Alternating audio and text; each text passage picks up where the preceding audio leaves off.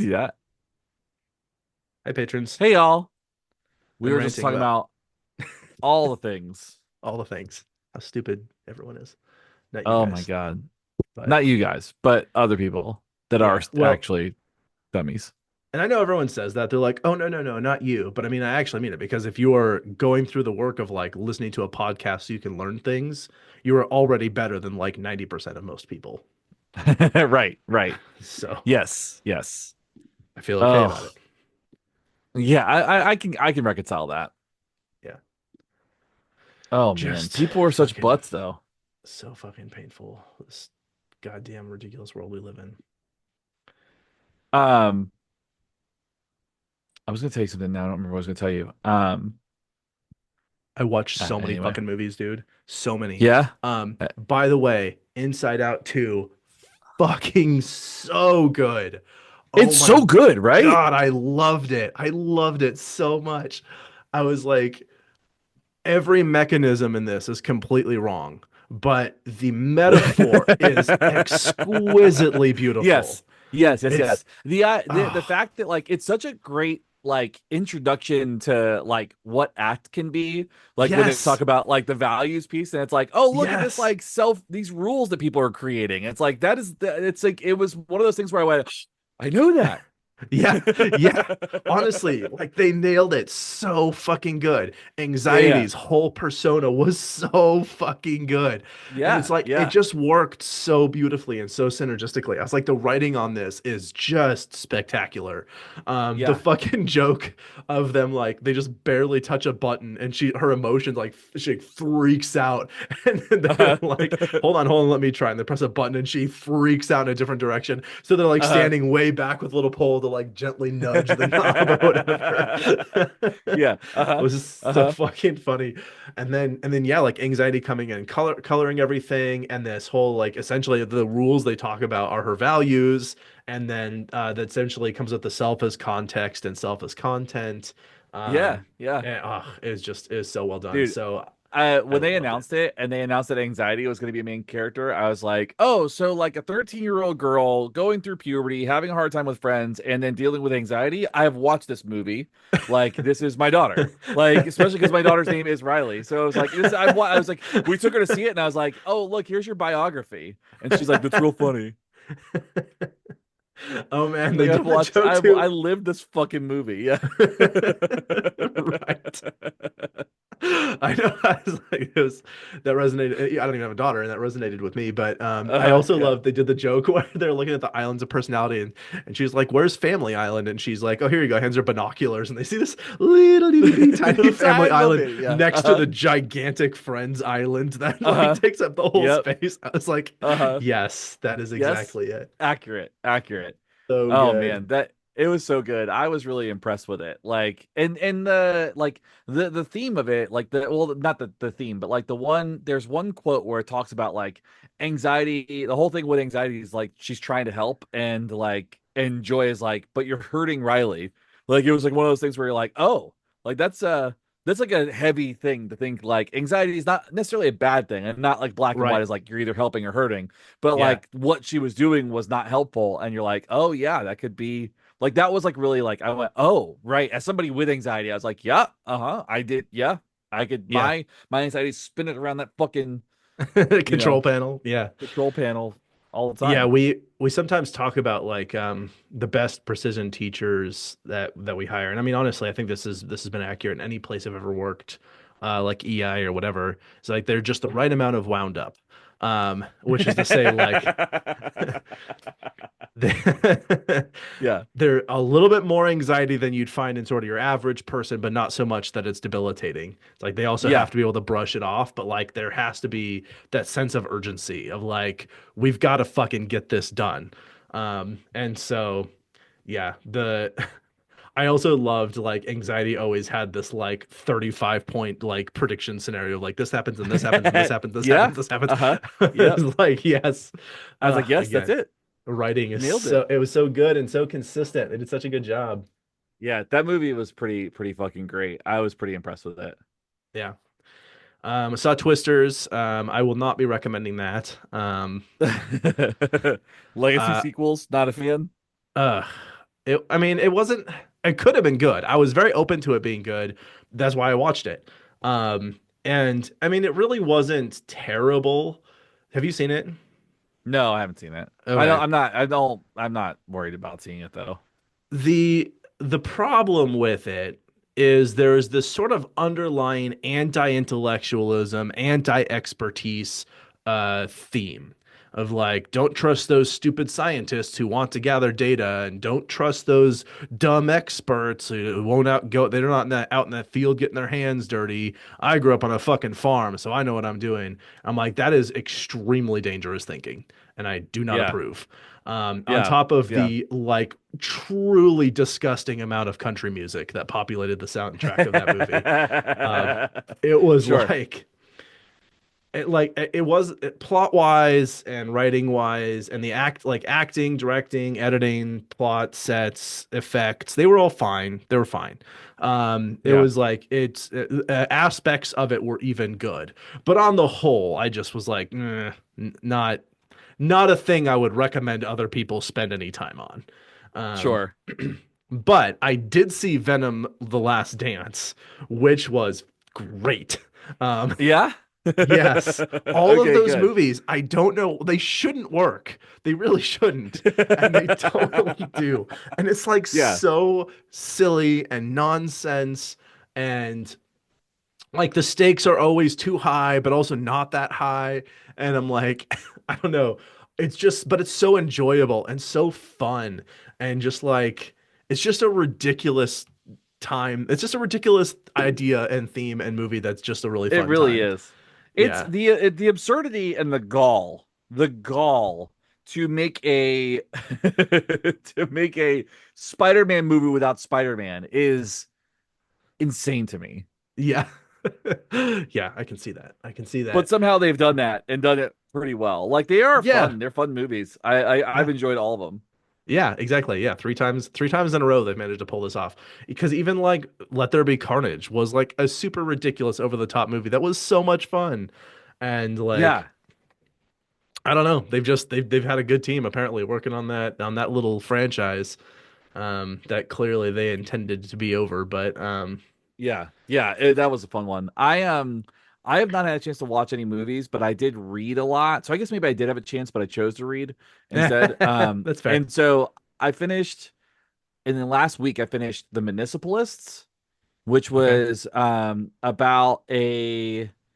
It was about like this guy that worked at a municipal federal bureau type of situation.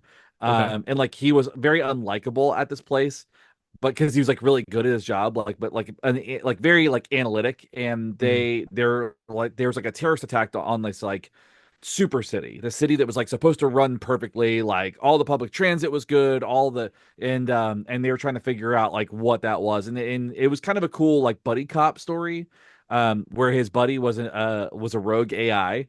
So it was Okay. like him and a rogue AI that could project it like his own body, like so it was really interesting. And then I Huh. read Upgrade by Blake Crouch. Ooh, I have heard of this one.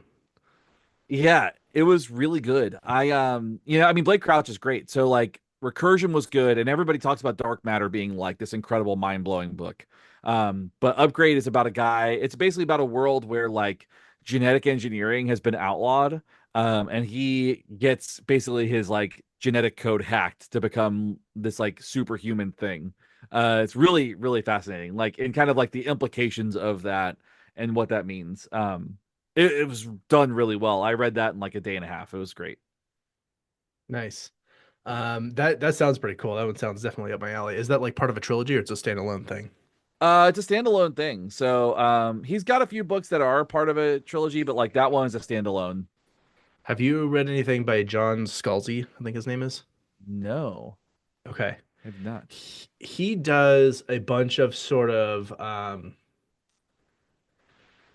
light, humorous sci-fi stories. Okay, Like 300 pages, maybe 350. You could read it in about sure. a week if you were not trying really hard. Yeah. Um, and I don't know, they're always he just has such unique, fun ideas.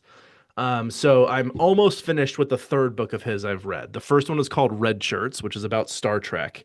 And it is Okay. essentially the idea that Star Trek characters come into the real universe, realize that they're essentially cannon fodder and are trying to save themselves. Uh-huh.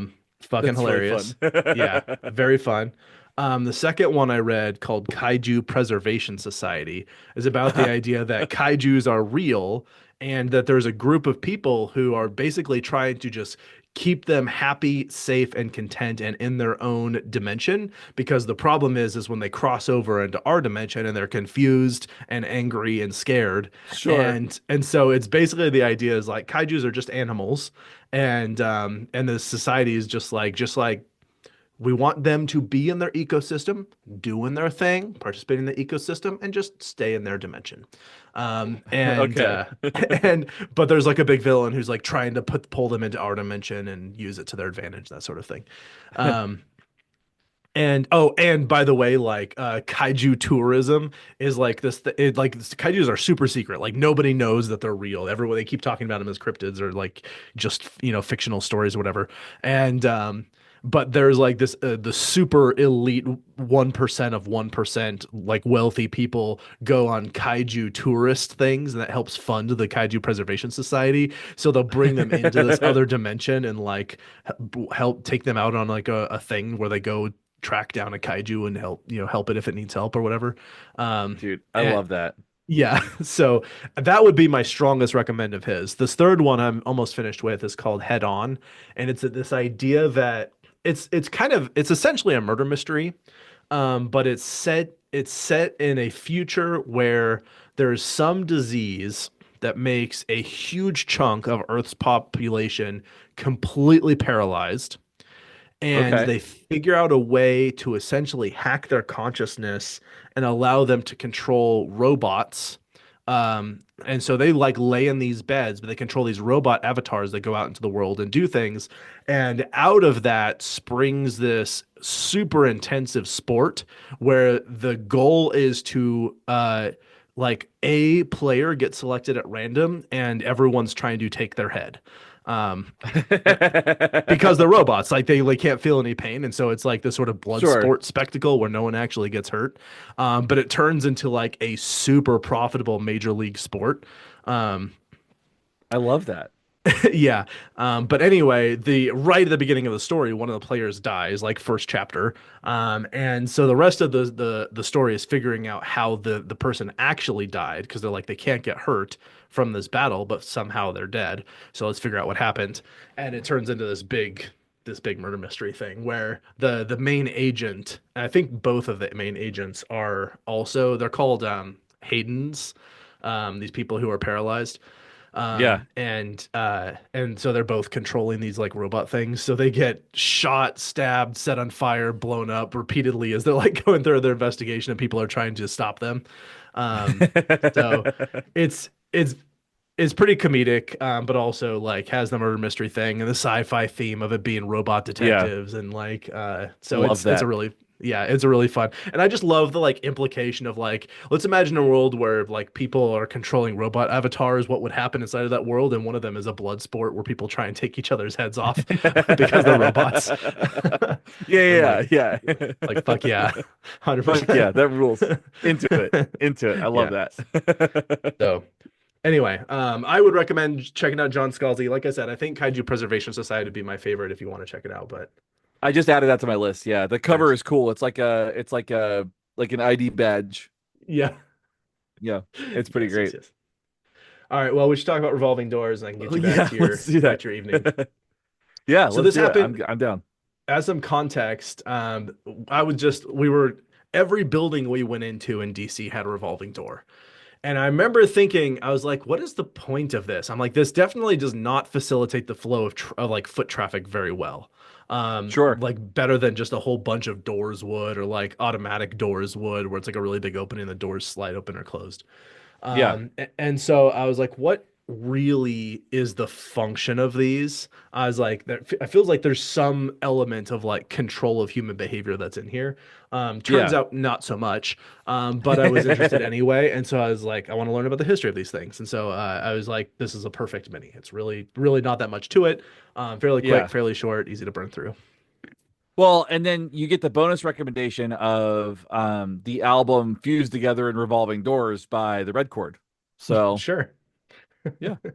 Actually, I feel like you would like them. Uh I think I've heard of the band. I don't think I've listened to them though. they are they're exactly what you would imagine a band with an album like Fused Together in Revolving Doors would sound like. Uh, what I'm imagining right now in my head is fuck, what was that band called? The Mars Volta.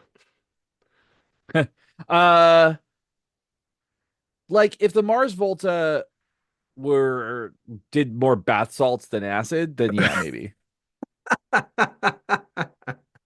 Yeah, that's Cool, fair.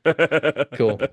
Yeah, yeah. They are a lot like that band Ed Gein, if you ever listen to them. I did not listen to Ed Gein, although I have heard of them. Yeah, yeah. It's just like it's like really aggressive metal, like Pig Destroyer, like in that Oh, world. got you, Yeah, yeah. got you, got you, got you. I said when So you said did more bath salts, I was like, okay, so a lot faster than Mars Volta is what I'm yes, hearing. faster and scarier. Like bath salts at a haunted house. That's what they sound like. You have really beautiful metaphors for bands. Thank you. I appreciate that. All right, shall we record this? Let's do it. All right. We count us down in three, two, one, go. Welcome to Why We Do What We Do Mini. I am your host, Abraham. And I'm your host, Shane. We are a psychology, blah, blah, beep. We are a psychology podcast. We talk about all of the things that people do and animals do, and we have mostly been a podcast that releases these sort of 50 to hour long, sometimes 45-minute discussions where we do a big dive into a topic. Sometimes it spans multiple episodes, but that's a thing that we've done. And then recently we have done these sort of short snippet episodes that we call minis, where we take a sort of small topic and just unpack it in a cool 15, if you will, or less, sometimes Yeah. more, but usually around that. Yeah, yeah, we try to keep it short and sweet. And it's just like I like to think of these as like your Snapple cap facts, where it's like just a little bit of information that you can like drop into into a discussion and then like get people talking about things. Like, for me, I don't think that I ever would have studied why we do revolving doors, but I love revolving doors. They were so much fun when I was a kid. For sure. That is why it's because they're fun. That's why we created them. No, that's not why. Yeah. But we will talk about it. But this will be one of those things where someone will talk about revolving doors, and then you'll say, "Did you know that revolving door?" And then you'll be able to Well, spit out, actually, yeah, oh. exactly, while pushing your glasses up, just like you did. But this will be full of some fun facts. And so anyway, some context is I was in a place where there were a lot of revolving doors, and I was thinking this feels like there's some element of control of human behavior behind the design of these things. So let's learn about where revolving doors come from and why we use them. Yes. So a revolving door is a large opening to a building with three or four panels or leaves about the door height.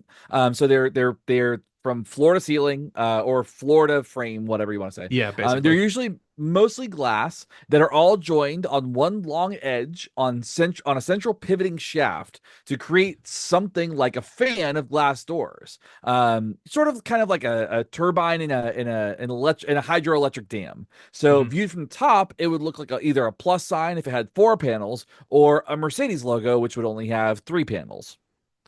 Yeah, so that's if you had never seen a revolving door, we're trying to paint a picture here of what it looks like. That you might recognize it if you saw it. They're in lots of movies too, so if you watch movies, you've probably seen one. But anyway, so the fan of doors is situated in the circular enclosure because they're going to rotate on that central pivoting shaft. And the circular enclosure, there's an opening on the outside of the circular enclosure and an opening on the inside. So there's a clear opening that passes through, but the panels are spaced such that they exactly form a sort of V shape to the interior and exterior opening of that building. So on the inside, if they're perfectly lined up, the edges will exactly meet that opening, and the same will be true on the inside. And that meaning, what this means that beep, what this means is that if you approach a revolving door that is flush with its opening, the sort of edges of the opening, then you walk into the opening between those panels. Man, I'm saying this bad. Beep. You'll walk into that opening between those panels, that sort of V shape, and the door will rotate counterclockwise in countries that drive on the right side of the road. I was actually curious as like, do these also go counterclockwise? Yeah, actually. Sure. Yeah. If you for countries that drive on the left side of the road, they're more likely to go clockwise. Apparently in Britain, Interesting. it's mixed. Some are clockwise, some are counterclockwise. It That's seems like confusing. chaos to me. I know. I was like, I wouldn't know what to It expect. seems like, Just wait yeah, till it seems someone like a walks to lot. the door. Yeah. Anyway, mostly they're rotating counterclockwise, meaning that when you go in, you'll go right and you'll follow the motion of the doors as they rotate around. And for a moment there, you will be fully encased in the doors and the walls of that sort of system as it rotates. But eventually, the panels that you are between will face the opposite opening and you will exit the rotating doors, whether you were coming from inside or outside. So I think one of my favorite challenges of being on this podcast is being able to define things and describe things that are everyday or common things that we never thought we would have to describe. Like having Mm. to describe a revolving door is such a unique exercise. Yeah, it's harder than you would think. Yeah, I was Because saying it was, like you they're did a revolving great job. doors. It's a door that revolves. What do you want? Yeah, it's door that turns. Why do I need to explain it anymore? Yeah. Alas, here we are.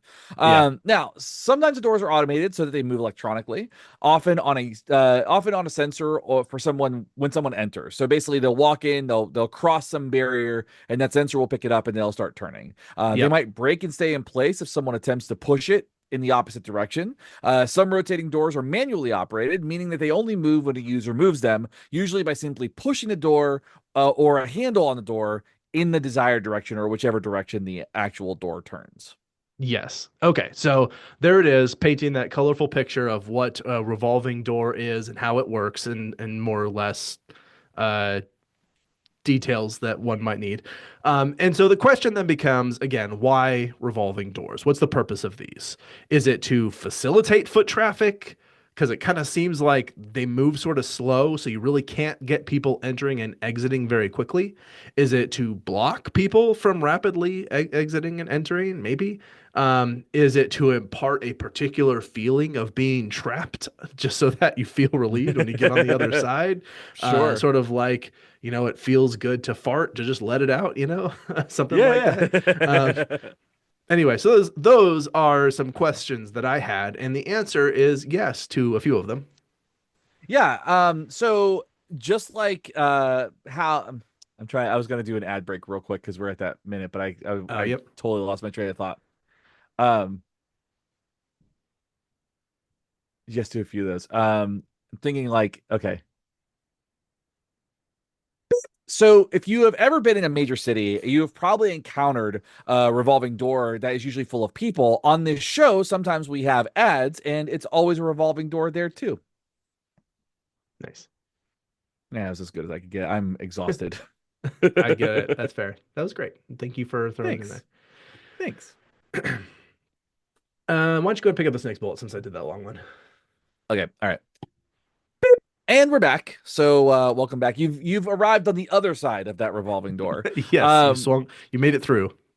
Yeah, you went in from the outside and now you're on the inside, here in this podcast in our luscious voices. So, revolving doors have many functions and benefits depending on the situation. For one, they help regulate the air and temperature between the inside and outside of a building. So, for high rise buildings in particular, air pressure and heating and air conditioning is tricky and expensive. Rotating doors prevent a lot of air from escaping or entering the building relative to normal doors when people use them. And this actually saves on energy and cost, as well as ensuring a comfortable indoor environment. And there is some speculation that this may also help prevent airborne pathogens from entering the airspace of a building, which I would imagine, like a door that stays open, could probably allow greater, biological enemies in, if you will.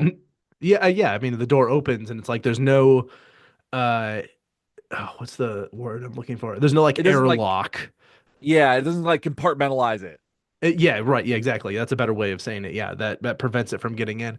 I mean, who's to say whether it works as well as one might hope, but certainly better than just an opening that's just there.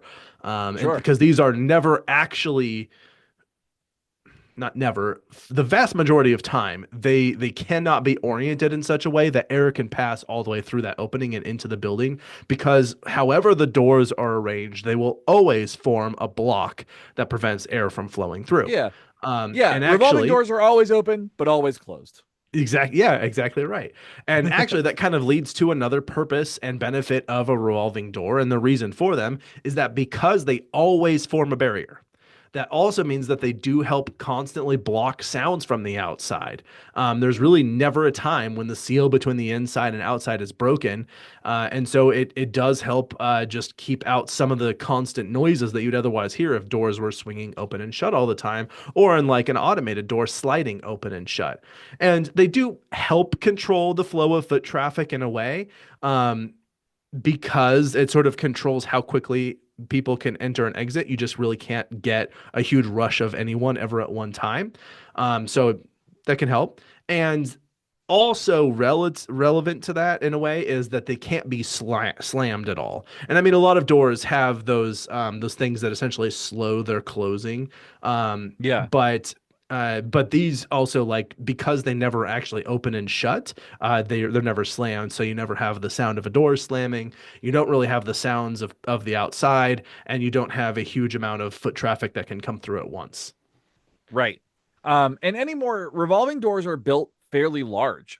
So large, in fact, that they are often much wider than a typical door, which improves their accessibility for people in wheelchairs or carrying oversized objects such as luggage or furniture. And because of their size, the fact that many of them have a mechanism by which the doors can be fully opened, they can actually function as an emergency exit if needed. They can basically the fans can either fold in on themselves or there's some mechanism that basically removes the entire the blockage and does open a wider space for people to leave. Right, and then it ends up being wider than normal doors would sort of be anyway. Right. Um, And similarly, they note that this could potentially be a security thing if there was someone who, for example, was stealing something and they wanted to prevent their leaving. They could technically just lock those doors in place, and there's really no way to get through them. So Right. that could be a thing as well. But there are, of course, several disadvantages to revolving doors. As I've mentioned several times now, they are very large.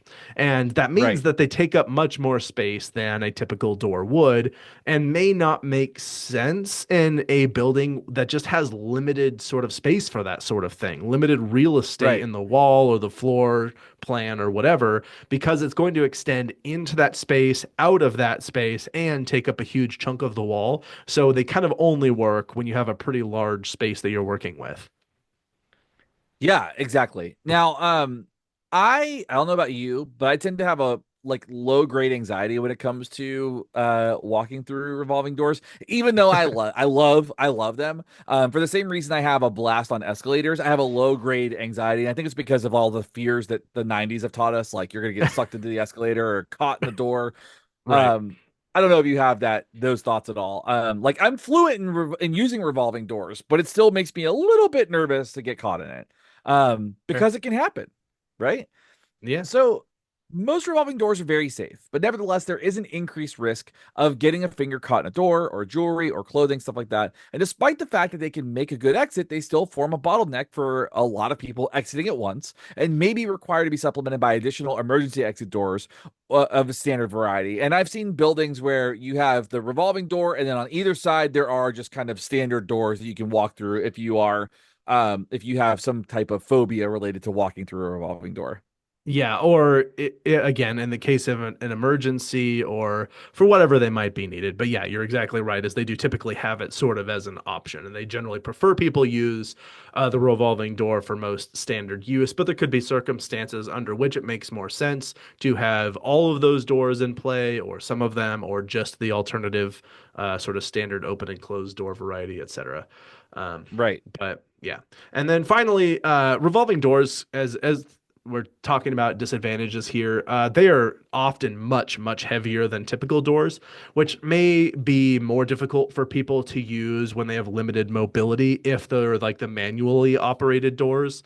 So I found a few different varieties. There's some doors that kind of spin at sort of just a slow, gentle pace that you can just kind of walk into and they'll just move along. There are some that only move on a sensor, so you get in and they start moving. There are some that are like electronically assisted, so it's like they don't move on their own, but if you push them, they'll kind of start to move, and there's like a Yeah. thing that helps them. And then there are the ones that are just completely manual, where you go in and you just push them yourself. And so for those that are just you have to manually operate them, they're heavy. I mean, they're just really big doors. Like they just take up they're very heavy and they weigh a lot, and they're also forming that pressure seal against the glass. So you're kind of fighting multiple forces. So if you are someone who's maybe has a cane or you just have limited mobility for whatever reason, that could end up proving more difficult than it would be to just have like one of those, you press a button and the door opens and you go in, or a sliding glass door or something like that.